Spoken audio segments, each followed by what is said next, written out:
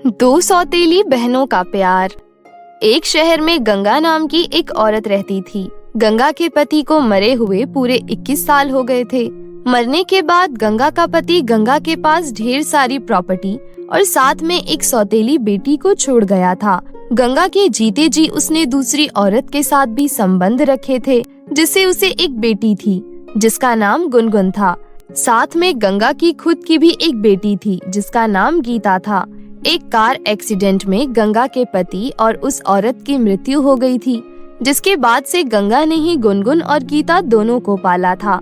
एक दिन सुबह सुबह नाश्ता करते हुए गीता अपनी माँ से बोलती है, good morning mummy. Good morning मेरी रानी बिटिया। उसके बाद वहाँ बैठी गुनगुन भी गंगा को गुड मॉर्निंग विश करती है। गुड मॉर्निंग माँ। लेकिन गंगा गुनगुन का कोई जवाब नहीं देती। ये सब देखकर गीता कहती है, माँ गुनगुन आपको गुड मॉर्निंग बोल रही है। गीता बेटा आराम से नाश्ता करो, मैंने सब कुछ तुम्हारी पसंद का बनाया है। माँ आपने मेरे मनपसंद का कुछ नहीं बनाया क्या? तुम्हें जो मिल रहा है चुपचाप खा लो और नहीं खाना तो भूखी रहो, मुझे तुमसे कोई मतलब नहीं है। अपनी सौतेली माँ की ये बात सुनकर गुनगुन की आंखों से आंसू आ जाते हैं, लेकिन फिर भी वो कुछ नहीं बोलती और चुपचाप नाश्ता करने लगती है। थोड़ी देर बाद नाश्ता करके गंगा ऑफिस के लिए निकल जाती है। गंगा के जाने के बाद गीता गुनगुन से कहती है, गुनगुन तुम ठीक तो हो ना? हाँ हाँ दीदी मैं बिल्कुल ठीक हूँ। गुनगुन माँ चाहे तुम्हें दिल से अपनाए या ना अपनाए, मेरे लिए तुम मेरी सगी बहन से भी बढ़कर हो और हमेशा रहोगी। मेरे लिए भी दीदी, आप और माँ ही मेरी दुनिया हो और मुझे पूरी उम्मीद है कि एक दिन माँ मुझे जरूर अपना लेगी। गुनगुन की ये बातें सुनकर गीता उसे गले लगा लेती है। इसी तरह वक्त बीतता जाता है। जहाँ एक तरफ गुनगुन और गीता में बेशुमार प्यार था, तो वहीं गंगा को गुनगुन जरा भी पसंद नहीं थी। आज तक कभी भी उसने उसे अपनी बेटी समझकर प्यार नहीं दिया था। इसी तरह एक दिन गंगा ऑफिस से घर आती है और अपने नौकर को आवाज लगाती है, काका जरा एक गिलास पानी लाना। घर पर कोई नहीं था, इसीलिए पानी लेकर गुनगुन आ जाती है और गंगा को देते हुए बोलती है, ये लो माँ पानी। तुम्हें क्या जरूरत थी पानी लाने की? मैंने काका से कहा था। और गीता कहाँ है? माँ गीता दीदी अपनी सहेलियों के साथ घूमने गई है और काका बाजार सब्जियाँ लेने गए हैं, इसीलिए आपके लिए पानी मैं ले आई। नहीं मुझे अब प्यास नहीं है, तुम जाओ यहाँ से। मम्मी मैं भी तो आपकी बेटी हूँ ना, फिर आप मुझे प्यार भरी नजरों से क्यों नहीं देखती हैं? मेरी असली माँ तो बचपन में ही मुझे छोड़कर चली गई थी, लेकिन कम से कम आप तो मुझे माँ का प्यार दीजिए। गंगा गुनगुन की बातों को अनसुना करके वहाँ से चली जाती है और रसोई में जाकर खुद ही पानी पी लेती है और अपने कमरे में चली जाती है। इसी तरह काफी समय बीत जाता है। एक दिन गुनगुन बाजार से घर वापस आ रही थी, तभी रास्ते में उसे एक शरद नाम का लड़का मिलता है जो उससे बोलता है, एक्सक्यूज मी, क्या आप मुझे ये रास्ता बता सकती हैं? हाँ मैं इसी तरफ जा रही हूँ, चलिए मैं आपको छोड़ देती हूँ। गुनगुन के इतना कहने के बाद दोनों साथ साथ चलने लगते हैं और बातें करने लगते हैं। बातें करते करते दोनों में अच्छी दोस्ती हो जाती है। थोड़ी देर चलने के बाद शरद एक एड्रेस पर आ जाता है। वहाँ एक बहुत बड़ी कंपनी थी। उस कंपनी में से एक आदमी आता है और शरद को देखकर कहता है, शरद सर आ जाओ, पैदल कैसे? आपकी गाड़ी कहाँ है और आपके बॉडीगार्ड कहाँ है? ये तुम क्या बोल रहे हो? ये कंपनी इनकी है? हाँ जी मैडम जी, ये कंपनी इन्हीं की है। इतना कहकर वो आदमी वहाँ से चला जाता है। फिर इससे पहले कि गुनगुन कुछ बोलती, शरद कहता है, सॉरी मैं आपसे कई दिनों से बात करना चाहता था, इसीलिए मैंने ये सब किया। इट्स ओके, कोई बात नहीं। वैसे मेरा नाम गुनगुन है, मेरा कॉलेज खत्म हो चुका है और मुझे भी जॉब की तलाश है। आपके ऑफिस में कोई वैकेंसी है? अगर हो तो मुझे बताना। हाँ जी क्यों नहीं, आप कल जरूर आ जाना। इसके बाद शरद को बाय बोलकर गुनगुन वहाँ से चली जाती है। अगले ही दिन गुनगुन की सौतेली माँ अपनी बेटी गीता को एक बिजनेस पार्टी में ले जाती है, जहाँ गीता की मुलाकात शरद से होती है। गीता पहली ही नजर में शरद से प्यार कर बैठती है और दूसरी तरफ गुनगुन शरद के ऑफिस में काम करने लगती है और इसी बीच दोनों को एक दूसरे से प्यार हो जाता है। गुनगुन शरद को अपनी सौतेली बहन गीता और सौतेली माँ गंगा के बारे में सब कुछ बताती है। इसी तरह एक शाम शरद और गुनगुन नदी किनारे मिलते हैं, जहाँ दोनों वोटिंग करते हैं। वहीं शरद गुनगुन से कहता है, गुनगुन, मैं तुमसे बहुत प्यार करता हूँ और तुम्हें हमेशा के लिए अपना बनाना चाहता हूँ। क्या तुम जीवन भर के लिए मेरा साथ दोगी? हाँ शरद, मैं भी तुमसे बहुत प्यार करती हूँ और जीवन भर तुम्हारा साथ दूंगी। इतना कहकर दोनों एक दूसरे को गले लगाते हैं। कुछ देर बाद गुनगुन घर लौटती है और सबसे पहले अपनी बहन गीता से मिलती है। गीता भी शरद को बहुत पसंद करती थी, लेकिन उसे इस बात की खबर नहीं थी कि शरद उसकी छोटी बहन गुनगुन से प्यार करता है। गीता बहुत खुश होकर गुनगुन से कहती है, इतनी देर से तुम कहाँ थी गुनगुन? मुझे तुम्हें कुछ बताना है। दीदी, मुझे भी आपको कुछ बताना है, लेकिन उससे पहले तुम मुझे बताओ कि तुम्हारी इतनी खुशी का क्या राज है? गुनगुन, मुझे प्यार हो गया है और तुझे पता है, मैंने उस लड़के के बारे में माँ को भी बता दिया है। माँ ने उसके घर वालों से बात भी कर ली है और उस लड़के के घर वाले हमारी शादी के लिए तैयार भी हैं। रुको, मैं तुम्हें उसकी फोटो दिखाती हूँ। इतना कहकर गीता जल्दी से अपने फोन में शरद की फोटो गुनगुन को दिखाती है, जिसे देखकर गुनगुन हक्की बक्की रह जाती है। उसके खिलखिलाते लव उदासी में बदल जाते हैं और वो कहती है, दीदी, लड़का बहुत अच्छा है और हैंडसम है। आप दोनों साथ में बहुत अच्छे लगोगे। अब तू बता, तू क्या बताना चाहती थी? कुछ भी तो नहीं, मैं आपको कुछ बताना नहीं चाहती थी। आप बस खुश रहो, आपकी खुशियों को किसी की नजर ना लगे, मेरी भी नहीं। इतना कहकर गुनगुन वहाँ से चली जाती है। वहीं दूसरी तरफ शरद को भी अपने घर वालों से ये पता चलता है कि उसका गीता से रिश्ता पक्का हो गया है। अगले दिन शरद और गुनगुन एक दूसरे से मिलते हैं तो शरद कहता है, गुनगुन, मैं सिर्फ तुमसे प्यार करता हूँ, मैं कभी किसी और का नहीं हो सकता। मुझे माफ कर दो शरद, मैं तुम्हारी नहीं हो सकती। दीदी तुमसे बहुत प्यार करती है। मेरे माँ बाप के जाने के बाद गंगा माँ ने ही मुझे पाला है। भले ही वो मुझे पसंद नहीं करती, पर है तो वो मेरी माँ ना। और रही बात गीता दीदी की, तो वो मुझे बहुत प्यार करती हैं। जो प्यार मुझे माँ से नहीं मिला, मुझे दीदी ने दिया है। मैं उनकी खुशियाँ छीन नहीं सकती। हो सके तो मुझे भूल जाना और मेरी दीदी को हमेशा खुश रखना। शरद से अपना सारा रिश्ता खत्म करके गुनगुन वहाँ से अपने घर चली जाती है। अपने प्यार और दीदी की खुशी की खातिर शरद गीता से शादी के लिए मान जाता है, जिसके बाद दोनों परिवार वाले आपस में मिलकर शादी की डेट फिक्स करते हैं। कुछ ही दिनों में शादी की तैयारियां शुरू हो जाती है। गुनगुन अपना गम अपने दिल में छुपाए हुए अपनी बहन की शादी में बढ़ चढ़कर हिस्सा लेती है और आखिरकार शादी का दिन आता है। शादी वाले दिन ही गीता गुनगुन के फोन में उसकी और शरद की फोटो देख लेती है और उनकी पुरानी चैट भी पढ़ लेती है। गीता को सब समझ आ जाता है। तभी वहाँ पर गुनगुन आ जाती है। दीदी नीचे चलो, सभी आपका इंतजार कर रहे हैं, खासकर शरद जीजू। उसके बाद गुनगुन दुल्हन बनी गीता को लेकर नीचे जाती है। वहाँ गंगा गुनगुन से कहती है, तुम्हें क्या जरूरत थी मेरी बेटी को नीचे तक लाने की? मैं खुद ले आती। भूलो मत कि तुम मेरी सगी बेटी नहीं हो, तुम मेरे पति की नाजायज औलाद हो। तुमने मुझे और मेरी बेटी को बदनामी के सिवा कुछ नहीं दिया। कलंक हो तुम हमारी जिंदगी में। अपना ये मनहूस चेहरा लेकर चली जाओ यहाँ से। मैं नहीं चाहती कि तुम गीता की शादी में शामिल हो।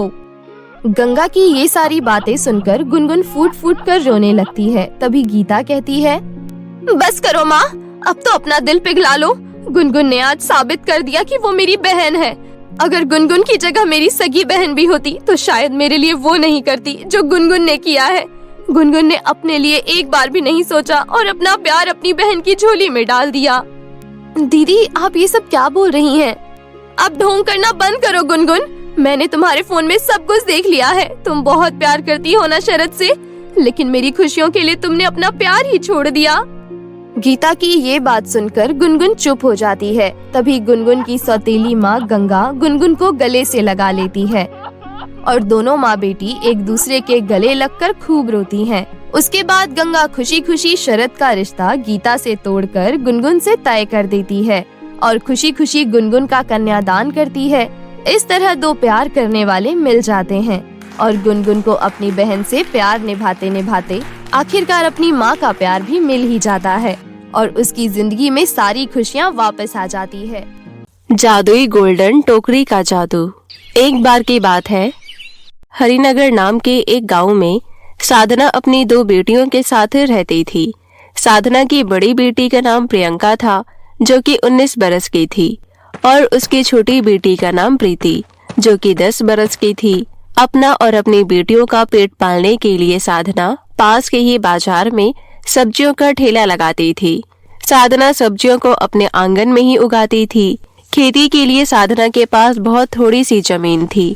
वो जितनी भी सब्जियां उगाती थी वो उन्हें अपने ठेले पर रखकर बाजार में बेच दिया करती थी। साधना के ऊपर अपनी दोनों बेटियों की जिम्मेदारी थी। सारा दिन मेहनत करने के बाद भी साधना इतने पैसे नहीं कमा पाती थी कि उसके पूरे परिवार का पेट भर सके।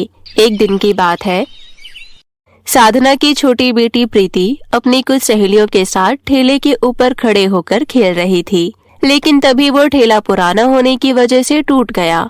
जब ये बात साधना को पता चली तो वो गुस्से में बाहर आई। हे भगवान, अब बस यही बाकी रह गया था। प्रीति, कितनी बार समझाया है मैंने तुम्हें कि ठेले के ऊपर चढ़कर मत खेला करो। तुमने अपनी सहेलियों के साथ मिलकर क्या कर दिया? इधर आ, आज मैं तुझे नहीं छोड़ूंगी।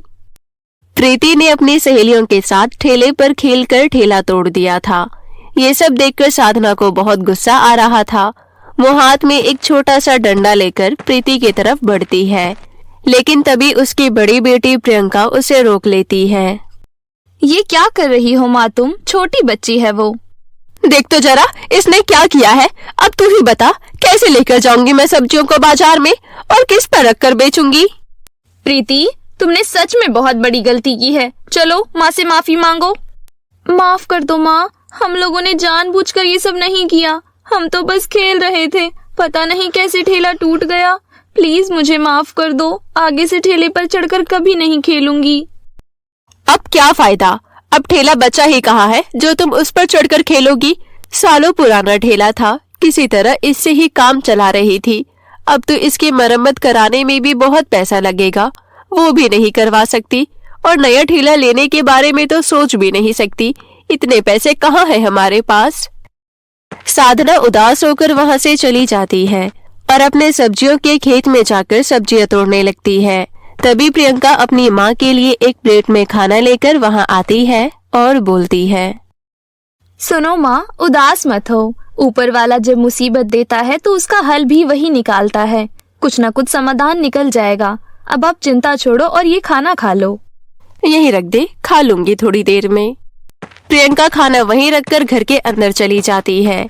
साधना सारी सब्जियां तोड़कर जमीन पर रख लेती है और हाथ धोकर जैसे ही खाने की तरफ बढ़ती है, तभी वहाँ पर एक साधु बाबा आ जाते हैं और साधना से कहते हैं, बेटी, इस साधु को कुछ खिला दे बेटी, भगवान तेरा भला करेगा। दूर के जंगल से पैदल चलकर आ रहा हूँ, बहुत भूख लगी है। इस भूखे का पेट भर दे बेटी, ब्राह्मण का आशीर्वाद कभी व्यर्थ नहीं जाता। भगवान क्या ही भला करेगा साधु बाबा, उसने तो सारी मुसीबत मेरे नसीब में ही लिखी हुई है। खैर, मैं आपको भूखा नहीं जाने दूंगी, लीजिए ये खाना खा लीजिए। साधना साधु बाबा को अपना खाना दे देती है।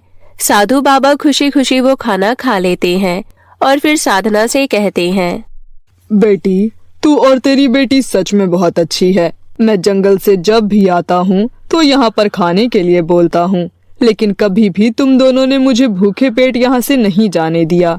देखना बेटी, भगवान तेरी जरूर सुनेगा। हाँ बाबा, भगवान मेरी तो नहीं सुन रहे, क्या पता आपकी ही सुन ले। अगर कोई बात है तो बता बेटी, क्योंकि तू बहुत ज्यादा परेशान लग रही है। साधना अपनी सारी परेशानी साधु बाबा को बता देती है। साधना की बात सुनकर साधु बाबा मुस्कुराते हैं और वहाँ से चले जाते हैं। थोड़ी देर बाद साधु बाबा वापस आते हैं। साधु बाबा के हाथ में एक गोल्डन कलर की टोकरी थी। वो उस टोकरी को साधना को देते हुए उससे कहते हैं, ये ले बेटी, ये टोकरी तू रख ले और इसी में रखकर बेचना अपनी सारी सब्जियां। लेकिन बाबा, ये आप कहाँ से लाए? ये मत पूछ बेटी कि मैं ये टोकरी कहाँ से लाया हूँ। बस मेरे ये किसी काम की नहीं थी। मैंने सोचा तुझे दे दूंगा तो तेरे काम आ जाएगी।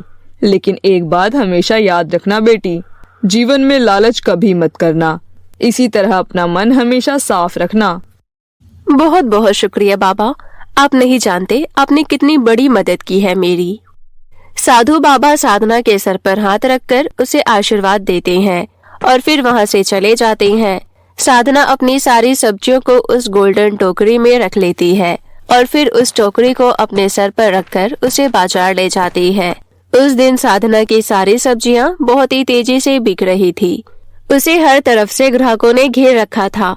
लेकिन हैरानी की बात तो ये थी कि सारा दिन ढेर सारी सब्जियां बेचने के बावजूद शाम को भी साधना की गोल्डन टोकरी सब्जियों से भरी हुई थी। ये सब देखकर साधना को अपनी आंखों पर विश्वास नहीं हो रहा था। ये क्या हो रहा है? मैं तो कब से सब्जी बेच रही हूँ, फिर टोकरी से ये सब्जियां खत्म क्यों नहीं हो रही? कहीं ये कोई सपना तो नहीं है? साधना अपने पैसे देखती है। उसके पास काफी सारे पैसे थे जो उसने सारा दिन वहां बैठकर कमाए थे। हे भगवान, ये क्या जादू है? इतना कहकर साधना ने टोकरी उठाई और अपने घर की तरफ चल दी। रास्ते में उसे कई लोगों ने रोका और उसे सब्जियां खरीदी, लेकिन उसने घर पहुंचकर देखा तो पाया कि अभी भी उसकी गोल्डन टोकरी सब्जियों से भरी हुई है। साधना असमंजस में थी और सब्जी की टोकरी को घूरे जा रही थी। तभी वहां पर उसकी बेटी प्रियंका आ गई और सब्जी से भरी टोकरी को देखकर बोली, ये क्या माँ, आज एक भी सब्जी नहीं बिकी क्या? ये टोकरी तो उतनी ही भरी हुई है जितनी भरी हुई आप सुबह लेकर गई थी। नहीं प्रियंका, ऐसी बात नहीं है। आज तो पूरे दिन ग्राहक आते ही रहे और मैंने खूब सारी सब्जियां बेची, लेकिन कमाल की बात तो ये है कि ये टोकरी अभी भी सब्जियों से भरी हुई है। इतनी देर से मैं यही देख रही हूँ। क्या? ये आप कैसी बात कर रही हो माँ? ऐसा भला कैसे हो सकता है? आपकी तबीयत तो ठीक है ना? हाँ प्रियंका, मैं सच कह रही हूँ। यकीन नहीं होता तो ये पैसे देखो, ये सारे पैसे मैंने सब्जियां बेचकर ही कमाई है।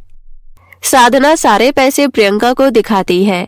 तब जाकर प्रियंका को साधना की बात पर भरोसा होता है। वो अपनी माँ से कहती है, देखा ना माँ आपने, मैं ना कहती थी भगवान हमारी मदद जरूर करेंगे। तभी तो उन साधु बाबा को हमारी मदद के लिए भगवान ने हमारे पास भेज दिया। मुझे तो पूरा विश्वास है कि वो टोकरी कोई साधारण टोकरी नहीं बल्कि जादुई गोल्डन टोकरी है। हाँ प्रियंका, तुम बिल्कुल सही कह रही हो। मुझे भी ऐसा ही लगता है। लेकिन चल एक बार इस टोकरी को खाली करने की कोशिश करते हैं। साधना और प्रियंका दोनों मिलकर उस जादुई गोल्डन टोकरी में से एक एक करके सब्जियां निकालने लगते हैं। लेकिन उन्होंने महसूस किया कि जैसे ही वो एक सब्जी टोकरी से बाहर निकालते थे, उसकी जगह पर वही सब्जी दोबारा वहां खुद ब खुद आ जाती थी। वो दोनों माँ बेटी टोकरी में से सब्जी निकालती रही और टोकरी में सब्जियां अपने आप बढ़ती रही। इसी तरह कई घंटे बीत गए और साधना के घर में हर तरफ सब्जियों का ढेर लग गया। वाह प्रियंका, अपनी तो किस्मत ही खुल गई। ये गोल्डन टोकरी तो सच में जादुई है। सही कह रही हो माँ आप। अब तो ठेला क्या है, हम जो चाहें वो खरीद सकते हैं। साधना के पास अभी बेचने के लिए बहुत सारी सब्जियां थी। साधना सब्जी के बड़े व्यापारियों को घर बुलाकर अपने घर की सारी सब्जियां उन्हें बेच देती है। वे लोग खुद ही साधना के घर से सारी सब्जियां उठाकर ले जाते हैं। इस तरह साधना और उसकी दोनों बेटियों की सारी मुसीबतें जादुई गोल्डन टोकरी ने एक ही पल में हल कर दी थी। साधना और प्रियंका दोनों मिलकर रोजाना जादुई गोल्डन टोकरी से बहुत सारी सब्जियां निकालते और फिर उन्हें बेच दिया करते थे। इस तरह कुछ ही दिनों में साधना बहुत अमीर हो गई।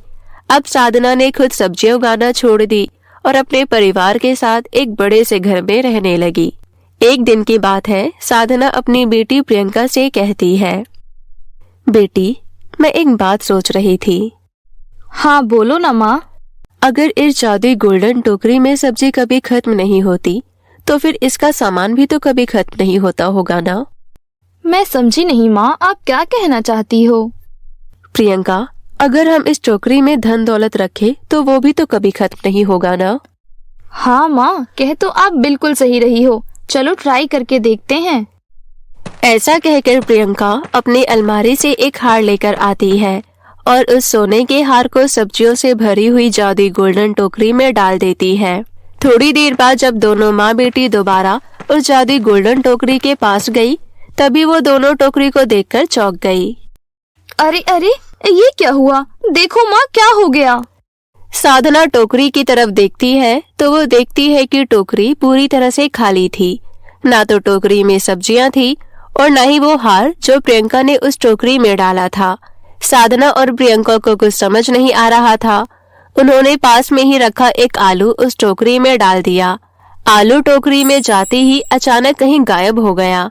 साधना ने ये सब देखकर अपना सर पकड़ लिया। उसको अचानक से साधु बाबा की कही आखिरी बात याद आने लगी। एक बात हमेशा याद रखना बेटी, जीवन में कभी लालच मत करना। साधना समझ गई थी कि उसे उसके लालच की सजा मिली है। वो जादुई गोल्डन टोकरी अभी भी जादुई थी, परंतु अब उसका जादू साधना को अमीर बनाने के लिए नहीं बल्कि गरीब बनाने के लिए था, क्योंकि उसमें वो लोग जैसे ही कुछ डालते वो गायब हो जाया करता था। साधना और उसकी बेटी ने उस टोकरी को घर के कोने में रख दिया। इतने दिनों में उनके पास जो पैसा आया था, उन्होंने उस पैसे का अच्छा इस्तेमाल किया और अपनी एक छोटी सी सब्जी की दुकान खोल ली और फिर वहीं पर सब्जी बेचकर अपना जीवन खुशी खुशी व्यतीत करने लगे।